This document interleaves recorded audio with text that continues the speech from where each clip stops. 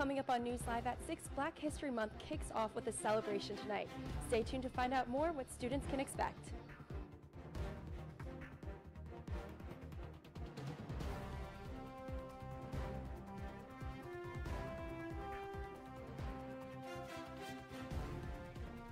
Plus, how Syracuse University is responding to that report sent into Congress about anti-Semitism.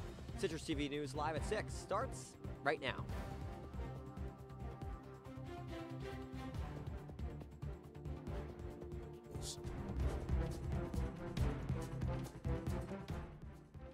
Thanks for joining us at 6 on this busy news day. I'm Chilekasi, Adele. And I'm Nicole Aponte. We start tonight with a developing story.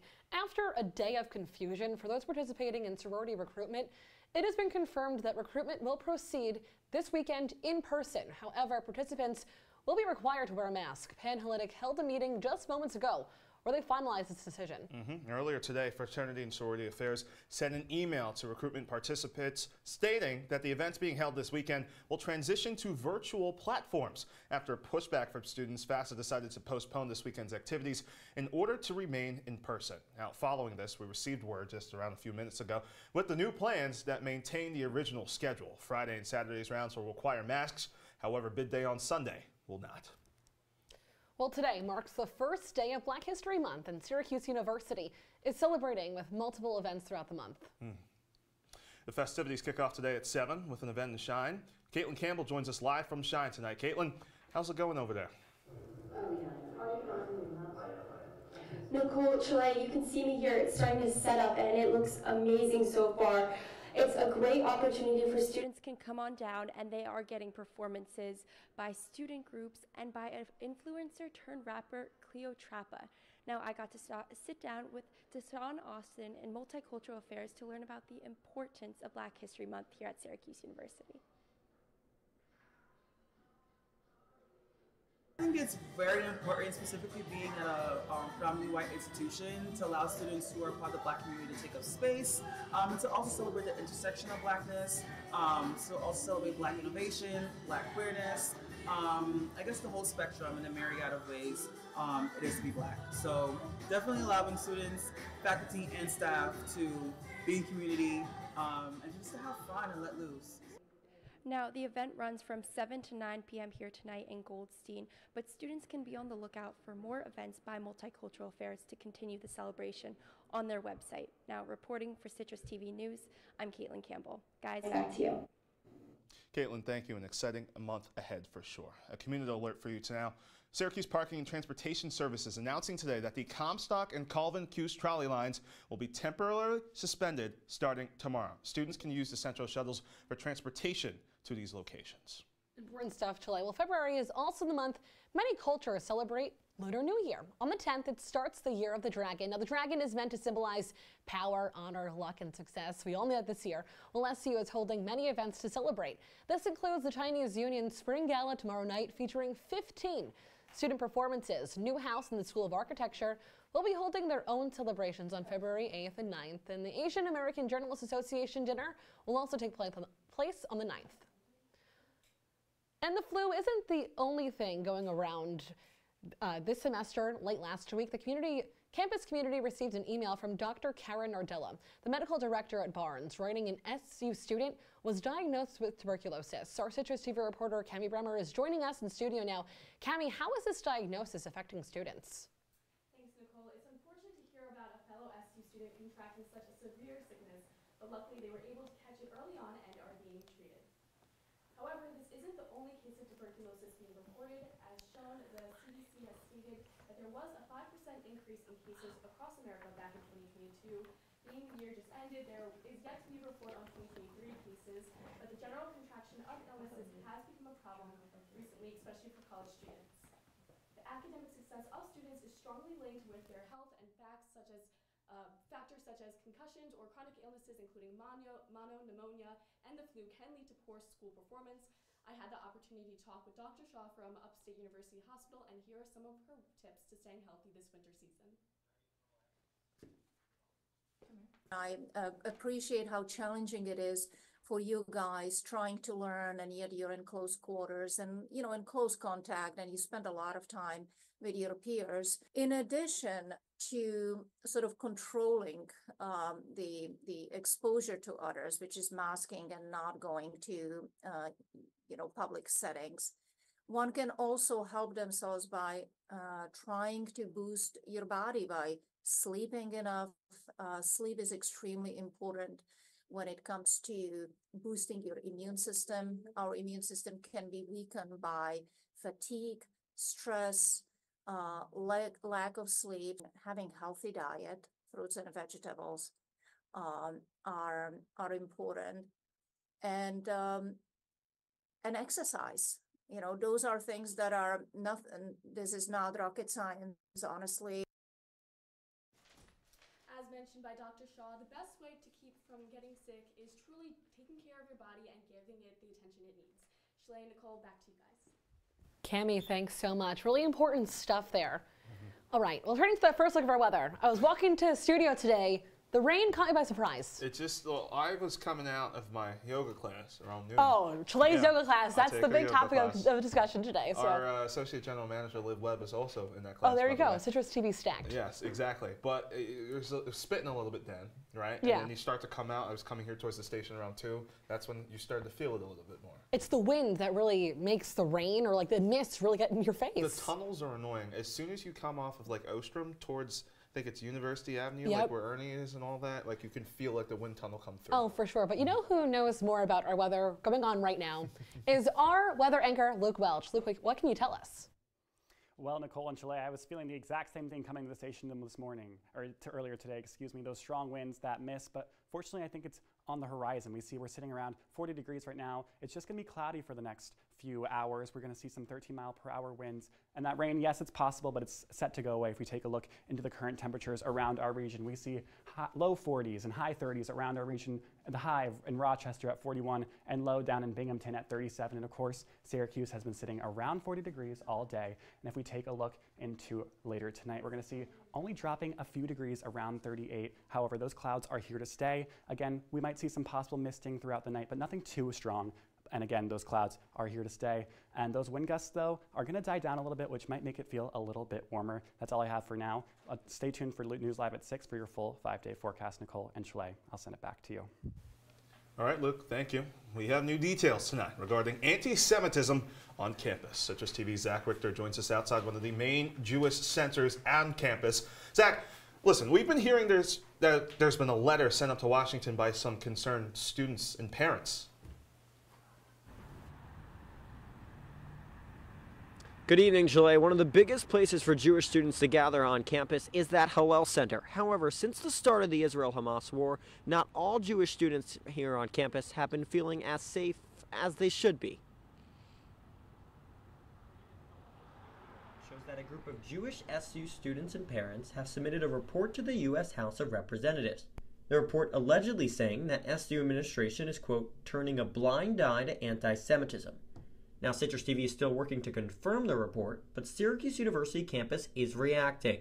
Overall, I think Syracuse doesn't do a bad job, but I think they could do better overall. Jewish friends here, like, they don't really feel like they're being heard by Syracuse and the administration, so I think there needs to be a lot more open communication. In a statement obtained by Citrus TV News, Syracuse University responding, saying that they have, quote, a system in place to investigate such reports and where is warranted by our findings, impose appropriate accountability. The university going on to say tonight that they also permit the discussion and debate of difficult and controversial topics inside and outside the classroom, so as long as our policies on impermissible harassment are respected in that process.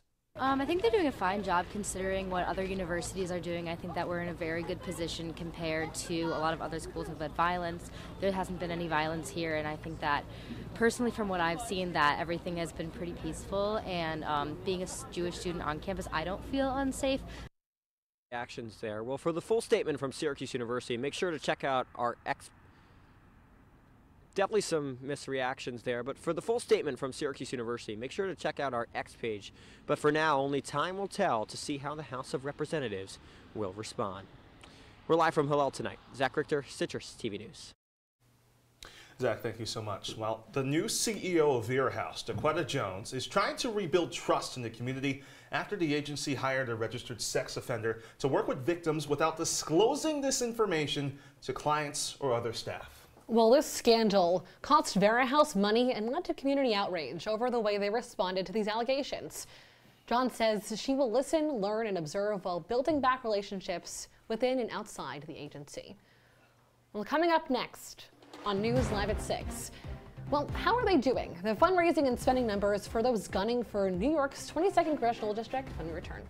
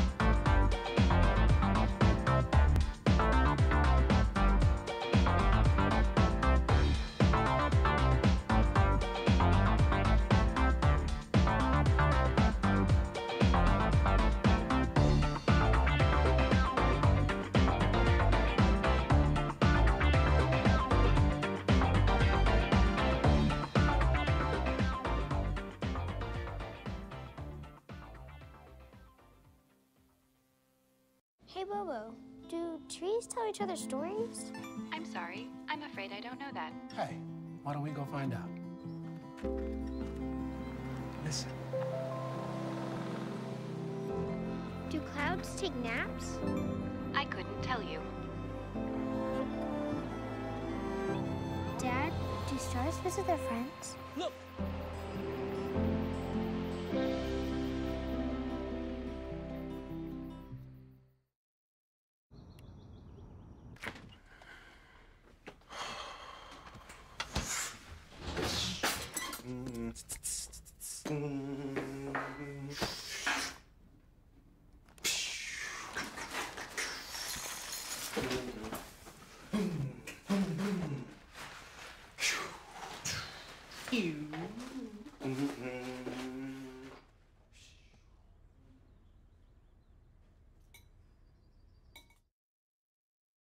You're watching Citrus TV News live at 6 with Chilekasi Adele, Nicole Aponte, and Welch.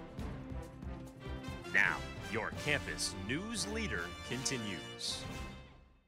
All right, welcome back to the News Live at 6. Well, Election Day. Nicole, it's 9 months away. Hard to believe. Can you believe it? And 5 candidates have already declared campaigns to represent Central New York and Washington. Well, those campaigns cost money, so how are each of them doing so far? Our political reporter Luke Radel is following it all for us. Hey, Luke.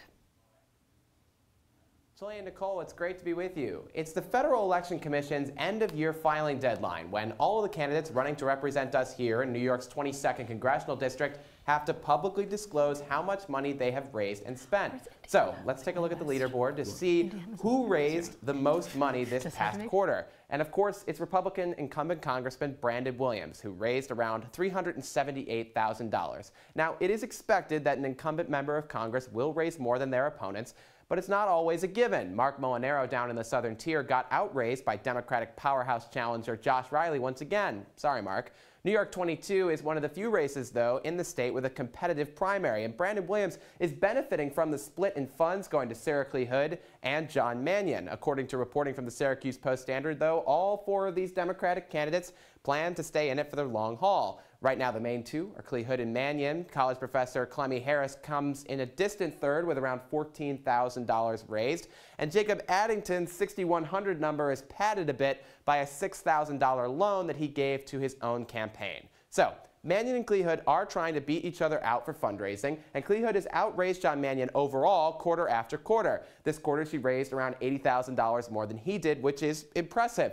But that's not the whole story. You see, it's one thing to raise lots of money, but it's another thing to actually have it when it counts. Mannion's team would like to point you to the other side of the ledger and how much each candidate still has on hand. The difference between how much a candidate raises and spends is this cash on hand number, and as you can see, they're a little bit more even here. The Brandon Williams campaign has around $1 million cash on hand. So where did all of Sarah Hood's money go if she's been raising John Mannion out of the water in terms of her overall numbers? Well, expenditures like this one, $87,000 on a group called Grassroots Analytics, which helps with fundraising consulting services. Here's a pro tip from a political science major. The definition of grassroots is that the support is organic and natural, and typically you don't have to burn $87,000 if it's really grassroots. Now, I'm sure I'll get some emails from Hood supporters about that assessment, but the real test of her support on the ground here comes next week when the Onondaga County Democratic Party decides which candidate will be its designated favorite to win. It's going to be a big decision, and we'll have it right here for you on Citrus TV News. Chile and Nicole, back over to you. Luke, good stuff. Let's take a trip to the Midwest. An Indiana interstate became a zoo after a trailer transporting animals caught fire. The Grand County Sheriff's Office responded to the incident early on I-69 Saturday morning. Yeah, well, police rescued several camels, zebras, and a mini horse from the burning vehicle. The Sheriff's Office reported that all animals were safely evacuated and there are no injuries to report. It's hard to believe. Yeah. Well, let's take this video full. You can see there are animals, actually a zebra, exiting. It's absolutely insane. Do you see that? Yeah, you see literally trying to yank it out of there. I know. Look, that's absolutely insane. I cannot believe that actually happened. Well, I mean, those first responders, too, you got to wonder what's going through their head as they're going through it. They see the burning vehicle, and it's like, you have animals that may not even know what's going on. And you have to act quick. Yeah, they may be really resistant towards Happy that. all those animals and those first responders are all right. And when we come back, 6 more weeks of winter or an early spring? I'll have more. You're watching Citrus TV, your campus news leader. Stick with us.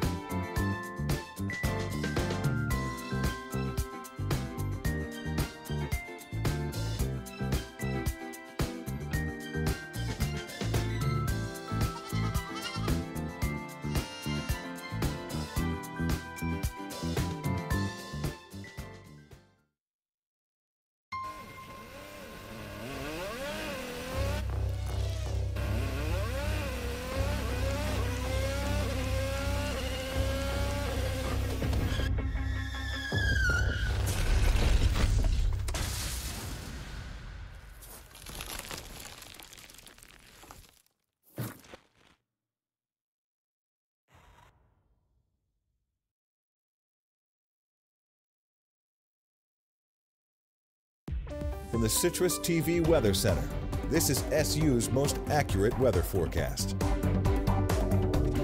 Before our Luke Welch tells you your forecast for this rainy first day of the month, let's take a look back at those temperatures and snowfall for the month of January. All right, the warmest high, 47 degrees, and the coldest low, 7. The average monthly temperature was about 30 degrees. Well, we got about 1.5 feet of snow compared to the January average of about 3 feet. Luke, less snow, those high temperatures. Is spring around the corner? Well, I'm not a meteorologist, so I don't want to make any new predictions yet, but there's a little guy down south who could, and his name is Punxsutawney Phil.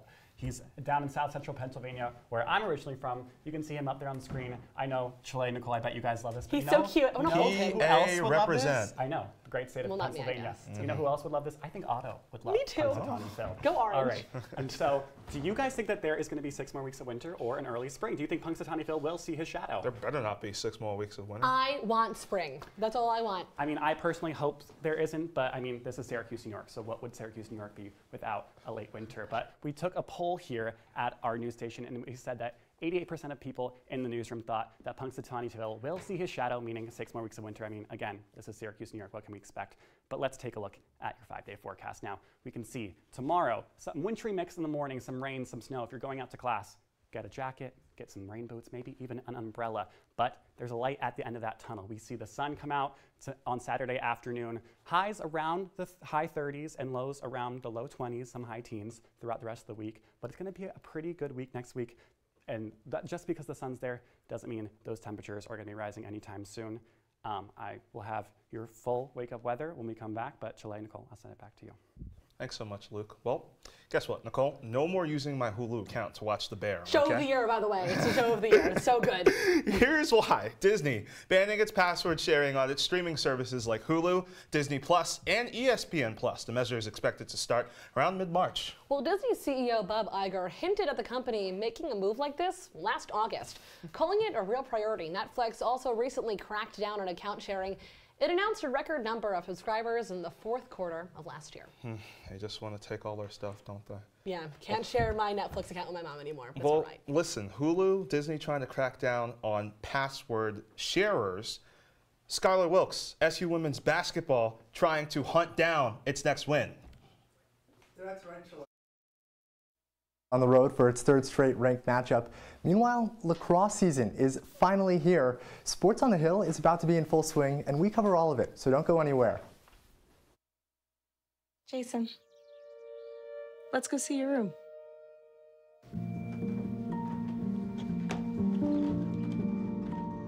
What do you think? We kept it a little spare, so you can decorate it how you like.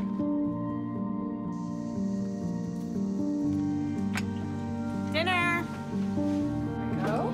Excellent. Soccer is fun. Yeah, I saw you guys out there. We're the family. Yeah! Oh, I thought you were on my team.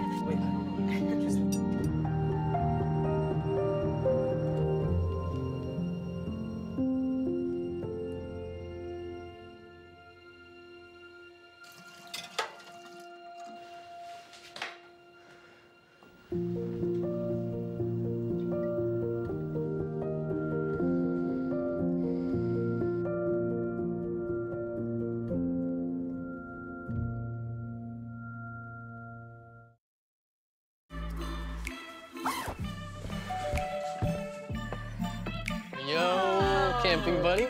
Okay, you guys ready? Dude, I thought you were driving. I thought you were driving. Oh, I never said I was driving. I definitely can't drive. Okay.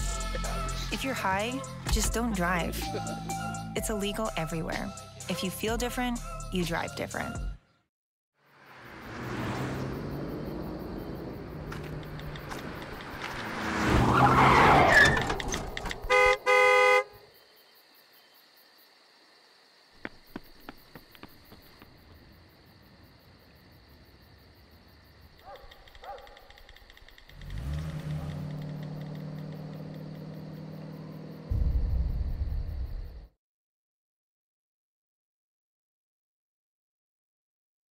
And now, your CitrusTV Sports Report. After its 6-game win streak was snapped, 21st ranked Syracuse women's basketball has a chance to further strengthen its resume. Welcome into sports, I'm Skylar Wilkes. The Cuse head south for a meeting with 16th ranked Louisville at 7 tonight. And for the 6th time this year, the Orange take on a top 25 program. At 3-2, FLJ squad has had mixed results, but last Sunday, Syracuse fell to then number 19, Virginia Tech, and suffered its first home loss all season. The Orange average almost 80 points per game, but have only reached that twice in the ranked contests. On the boards, it's a pretty similar story. SU averages over 43 a game, but has surpassed that once versus top foes. And looking at the Cardinals, they are 18-3 with an impressive 7-1 conference record. And although U of L doesn't feature a star like Deasia Fair, as you see on your screen, it does have 5 players tallying 9 points per contest. Even more impressive, the Cards are 11-0 at home this season, and that doesn't bode well for the Cuse, which hasn't won at the KFC Yum Center since 2010. And over in Winston-Salem, Syracuse men's basketball clashes with Wake Forest tomorrow night. It's a big opportunity for the Cuse, which endured an ugly loss at the hands of Boston College on Tuesday.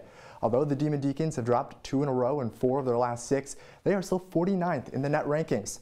That means that SU could secure a quad 1 win, which has happened just once this season. It won't be that easy, though, with Wake's dynamic guard duo of Hunter Salas and Kevin Miller. The backcourt pair are the only teammates to be both top 10 in the ACC in scoring. And that may pose a challenge for the Orange, who sit toward the bottom of the conference in scoring defense. On the bright side, Syracuse does have the second most steals in the Atlantic Coast. And on the turf, finally, Syracuse men's lacrosse has its season opener against Vermont on Saturday. The Orange have high expectations this year after they landed at 9 in the preseason polls. A big part of that is their transfer class, which is the best in the country. And while the new additions address positions of need, head coach Gary Gate liked them for other reasons. They're leaders. They understand how to build team chemistry. I think almost every single one of them was a team captain prior.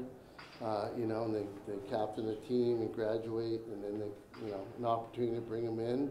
It makes it easy to bring them into the fold because they understand the importance of chemistry and team and leadership.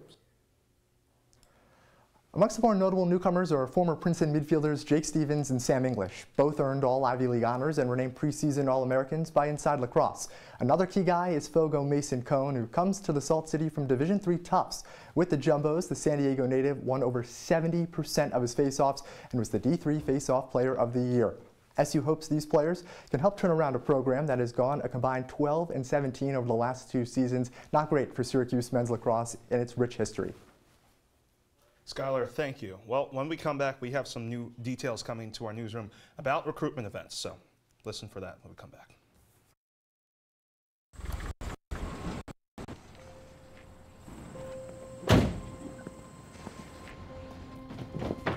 Dad, they took over my bedroom. Come on, come on. Okay, Dad. 1, 2, 3.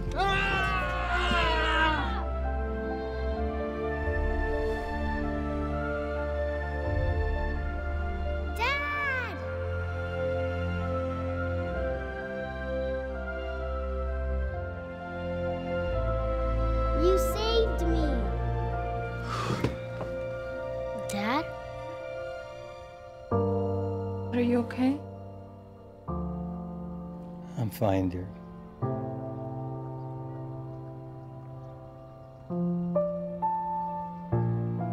Your hero needs you now, and AARP is here to help. Find the care guides you need at aarp.org/caregiving. They call me Maxie, but I prefer tripod. I was your above-average four-legged homie, and then wham, bam, minivan. Some people pity me. Now that's lame. I still run, fetch, and swim. And the ladies love me. I'm the ultimate wingman. Just don't ask me to high five.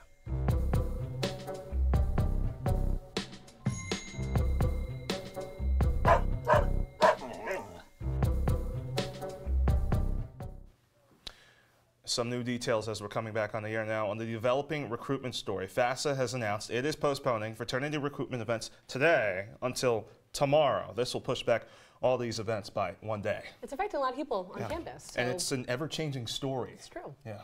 Well, let's get to our Luke Welch with your wake-up forecast. Well, Chile, Nicole, when you wake up tomorrow morning, it's going to be around 34 degrees. However, in the early morning, you're going to see that wintry mix, some snow, some rain. It's going to be pretty nasty out. You might want to grab some rain boots, a jacket, maybe an umbrella. However, that's not expected to go past much like 10:30, 11 a.m. So if you're going out the rest of the day, if you're rushing, you might just want a jacket and some boots for the nasty ground. That's all I have for you guys. Back at the desk. Thanks, Luke. Well, finally tonight, if you want to do a day trip to Queens this spring, Nicole, maybe you're going back home for yeah, Long Island, baby. The New York Mets could make sure you fit a ball game into that time.